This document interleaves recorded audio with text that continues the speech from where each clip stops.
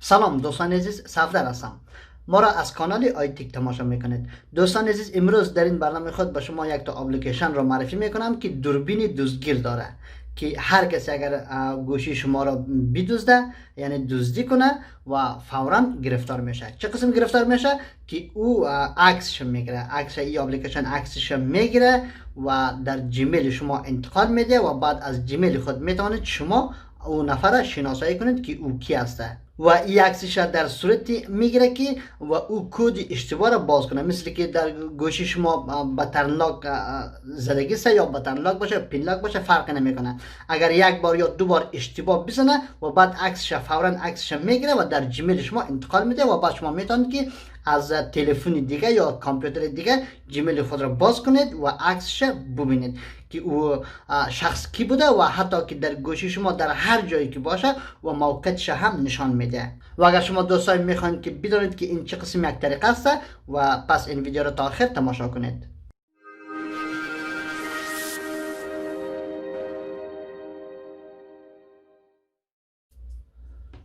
خب دوستان عزیز، یک تا اپلیکیشن هست به نام لاک واچ و ایره از پلی استور هم شما میتونید که ایره پیدا کرده و در گوش خود نصب کنید و من لینک از ایره در دسکریپشن هم برای شما میمونم. وقتی ایره شما که در گوش خود نصب کردید و ایره شما باز میکنید، وقتی که باز کنید و البته یک چند تا پرمیشن میخواد که الاو کنید و دو سه بار الاو میکنید و بعد این صفحه میآید و به همین قسم یک تا صفحه میآید که در اینجا دو تا گزینه داره. در اینجا نگاه کنید، یکی جنرال است که عمومی و دیگهش پریمیوم است که اگر شما میخواین که بخرید و از اینجا هم شما میتونید که بخرید و ایره ما بعدا به شما تشریح میدم و ایره اول ما ایره درباره زیما به شما تشریح میدم که وقتی که باز میکنید به همین قسم یک تا صفحه میاد و در اینجا شما دیگه کار نمیکنید، فقط این سه تا در اینجا سه تا گزینه است، یکی دو سه و ایره شما از اینجا اگر آن کنید و ایره از اینجا اوکی کنیم و نگاه کنید و در اینجا یک تا گزینه میاد که شما اکتیو کنید یعنی شما فعال بسازید. البته یک بار ایره شما فعال میسازید و دیگه برای همیشه در گوشی شما است. اگر شاید که 3 ماه بعد یا 4 ماه بعد یا 5 ماه بعد و اپدیت بخواد و بعد ایره اگر اپدیت کنید دوباره شما از اینجا میرید و ایره اکتیو میکنید و دیگه جیمیل شما همون جیمیل است. در پایینش نگاه کنید، در اینجا گفته که نفر تا چند بار اگر همین پاسورد شما را اشتباه بزنه عکسش بگیره و در اینجا شما دو را انتخاب میکنید، یک را هم انتخاب نمیکنید و در اینجا شما دو را انتخاب میکنید و اگر دو بار اشتباه بزنه و بعد عکسش میگیره و در اینجا در پایینش میگه که در جیمیل در اینجا جیمیل وارد کنید که امو عکس در جیمیل شما روان کنه و ما در اینجا یک تا جیمیل وارد کنم که ما این جیمیل وارد میدارم، یک تا جیمیل خودی از گوشی را ما در اینجا میگذارم و در اینجا ما یک تا جیمیل دارم و در اینجا این جیمیل در اینجا انداخته و اوکی میکنیم و حال در اینجا این تنظیم شد و این درست شد و بعد در اینجا اگر برگردیم و حال نگاه کنید که من ایره از اینجا یک بار ایره قفل میکنم و ایره دوباره اگر ما بخوایم که من مثل که یک بار اشتباه میزنم و گوشی را به این قسم بگیرم که تا عکس مرا بگیره و باز اشتباه میزنم و به همین قسم اگر ما اشتباه بزنیم و بعد کمی صبر کنیم و حال این عکس ما رو میگیره و حال شما سل کنید که اگر من دوباره ایره برم اما پاسورد اصلی خودم ما بزنم و حال در اینجا میریم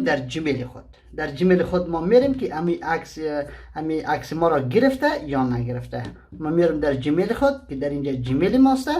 و در اینجا اگر ما یک دفعه ریفرش کنیم و در اینجا نگاه کنید که یک تا ایمیل آمد و در اینجا گفته هم که کدام کسی میخواسته که کد شما را موبایل شما را میخواسته کوشش کنه که باز کنه و باز نتونسته و حال این اگر من از اینجا باز کنم و سر کنید که عکس ما را هم گرفته و در اینجا در پایینش در اینجا موقعیت هم نشان میده که در کجا بود. در اینجا مپ نگاه کنید، اگر ما روی مپ در اینجا کلیک کنم و موقعیت ما را هم نشان میده. من مپ ما انتخاب میکنم و حالا سر کنید که حتی موقعیت ما را هم در اینجا نشان داده که در کدام جای و در کدام سرک حتی در کدام ساختمان وجود داره است در امی گوشی ما و همین گوشی در هر جایی که باشه و موقعیتش هم نشان میده. بس همین قدر که البته یک کدام کار چیز دیگه کدام طرف همتای مشکلی دیگه نداره، فقط همین کار شما از اینجا باز کرده ایره اکتیو میکنید. و حال میریم در اینجا نگاه کنید که در اینجا پریمیوم هست و در این پریمیوم چندین تا چیزهای اضافی دیگه داره، مثل که در اینجا در اولیش هست که دیتکت سیم کارت چینج، یعنی که اگر وقتی که سیم کارت بخواد چینج کنه و عکسش میگیره. و پایینش هم هست که وقتی که گوشی رو خاموش باشه، مثل که خاموش هست و بعد او روشن میکنه، زمانی که روشن کنه عکسش میگیره. هر کسی که گوشی شما رو روشن بکنه عکسش میگیره، در جیمیل شما روان میکنه. و در اینجا میگفته که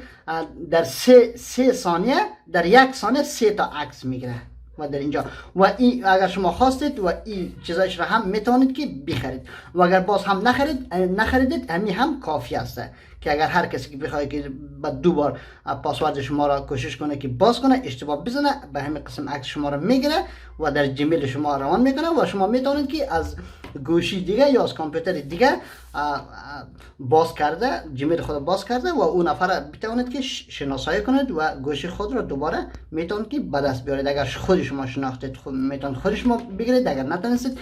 او عکس میبرین در پلیس و او پلیس دیگه میدونه کارش و با شما پیدا میکنه. و این البته تنها دزد هم نه، بلکه هر کسی که باشه اگر قفل گوشی شما را اشتباه بزنه به همین ترتیب به همین قسم عکسش میگیره و در جیمیل شما انتقال میده. و البته یک چیز دیگر هم ما با شما بگم که ما به خاطر این کار به اینترنت هم نیاز داریم، به خاطر که اگر اینترنت نباشه در جیمیل ما چیزی را انتقال دادن نمیتونه یا موقعش نشان دادن نمیتونه. و اگر شما دوستایی که گوشی شما مدل بالاست و اگر قیمت خریدید و شما میتونید که همیشه اینترنت گوشی خود را روشن بانید که اگر مبادا یک وقت میشه که همین اتفاق همراه شما میفته و گوشی شما در دست دزد میفته، به همین ترتیب شما میتونید که دزد بسیار به آسانی پیدا کنید و گوشی خود را دوباره به دست بیارید. با تشکر از اینکه که ما را تا آخر همراهی کردین. اگر این ویدیو خوشتان آمد حتما ویدیو را لایک کنید، شیر کنید و نظرات خوبتان را در کامنت بنویسید. و اگر شما دوستای میخواین که از ما حمایت کنید پس چینل ما را سبسکرایب نموده و علامت زنگ را هم بزنید تا هیچ یک از ویدیوهای آینده ما را از دست ندهید. تا برنامه های آینده، خدا نگهدار.